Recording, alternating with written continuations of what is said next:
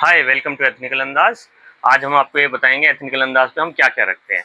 हमारा जो सबसे पहले सेक्शन होगा, हमारा सेल का सेक्शन है कपड़ों के लिए। ये टेबल पे भी सेल की चीज़ें लगी हुई हैं जो अंडर 1000 के आ जाती हैं। इधर हमारा सारा स्टेशनरीज का एंड फैंसी, हम ज़्यादातर fancy stationeries and trendy items रखते हैं बच्चों के लिए।